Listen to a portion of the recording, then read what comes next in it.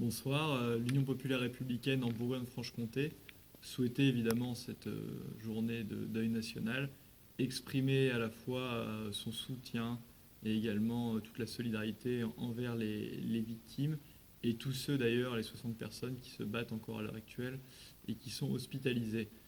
L'idée de cette vidéo, c'est, vous voyez, on a mis aussi le drapeau bleu-blanc-rouge, donc on tient à rendre hommage aux familles.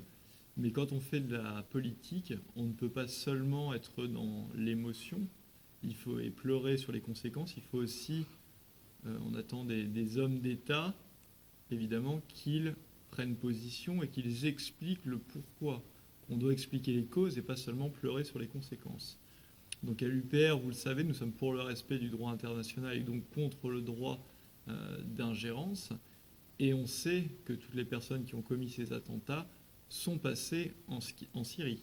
Et ce qui est dramatique et d'autant plus révoltant, c'est de savoir que la France, au départ par Nicolas Sarkozy et ensuite par François Hollande, ont à la fois armé, formé et financé tous les opposants à Bachar el-Assad, dont évidemment l'État islamique et dont Al-Nosra, desquels M. Fabius disait Al-Nosra fait du bon boulot. Al-Nosra, il faut savoir que c'est une branche d'Al-Qaïda. Si M. Fabius avait un tout petit peu de décence, il aurait déjà démissionné.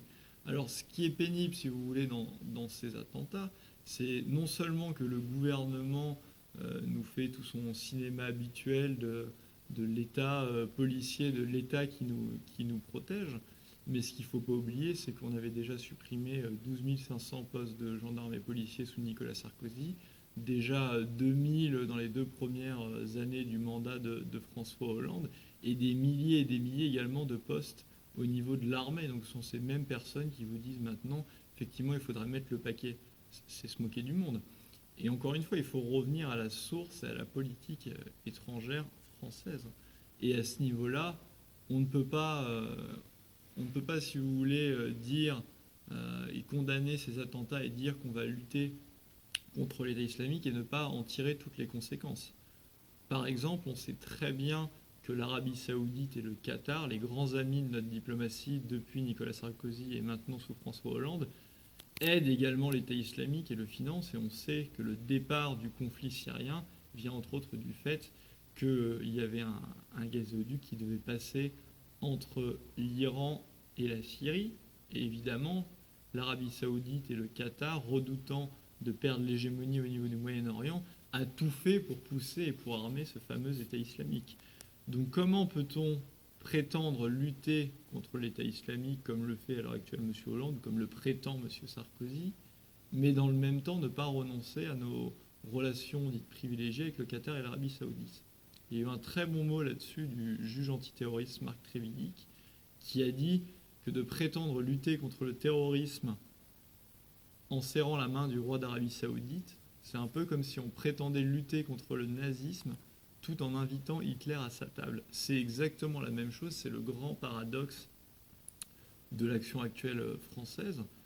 Quant à l'UPR, évidemment, depuis le début, nous ne retournons pas notre veste comme les autres. Tout le monde découvre qu'il faudrait maintenant avoir de bonnes relations avec la Russie, mais l'UPR était le seul parti à le dire déjà en amont, qu'on n'avait pas lieu d'avoir des pays torchons et des pays serviettes et qu'on devait avoir des bonnes relations avec tout le monde.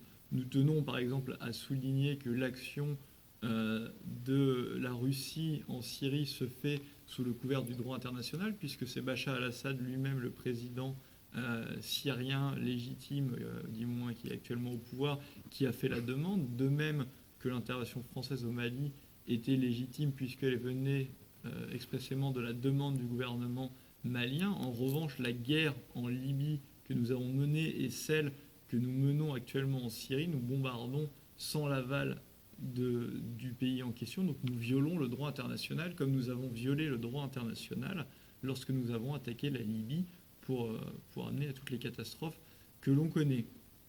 Donc voilà, l'UPR tient à rappeler sa position à ce niveau-là, et l'UPR tient évidemment, en ce jour de deuil, à rappeler notre engagement qui est la sortie, un de nos engagements, qui est la sortie de la France de l'OTAN, puisque l'OTAN, loin d'assurer la paix, nous amène au contraire vers la guerre. Vous avez certainement suivi l'histoire du gouvernement turc qui a abattu un avion militaire russe. Ce qu'il faut quand même savoir, c'est que dans le cadre de notre appartenance à l'OTAN, si demain la Russie attaque la Turquie, par solidarité dans le cadre des traités de l'OTAN, nous serions obligés de rentrer en guerre avec la Russie, qui est la deuxième puissance nucléaire mondiale. Donc vous vous rendez bien compte de la folie qu'il y a derrière et dans l'engrenage guerrier dans lequel nous amène l'OTAN. C'est un peu le même schéma qu'on retrouve au niveau de la Première Guerre mondiale, où pour un schéma d'alliance, la France est rentrée petit à petit en guerre, dans cette guerre mondiale. Et il faut savoir de toute façon au niveau de l'OTAN, si on parle de l'OTAN, Charles de Gaulle disait lui-même qu'à l'effondrement du bloc soviétique, il n'y avait pas lieu de continuer à rester dans l'OTAN, puisque quand il y avait effectivement l'Union soviétique, il y avait une menace objective pour la France. Mais quand l'Union soviétique s'est effondrée, la France n'est pas sortie de l'OTAN et l'OTAN s'est même renforcée avec tous les pays de l'Est.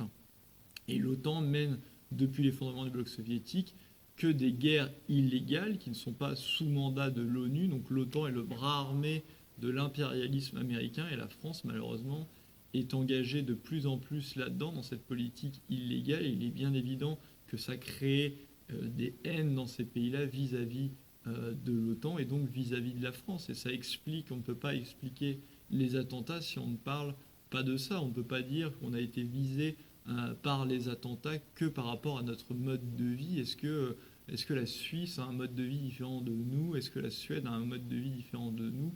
Non, et pourtant ils ne subissent pas d'attaques ou d'attentats terroristes. Donc il y a évidemment un lien avec la politique étrangère et le gouvernement actuel, comme M. Sarkozy, qui parade à l'heure actuelle dans les médias et qui font campagne d'une manière indécente en profitant des attentats, doivent rendre des comptes à ce niveau-là, s'ils ont un peu de décence et s'ils ont un peu justement d'estime pour la mémoire des victimes et pour la mémoire de tous les Français.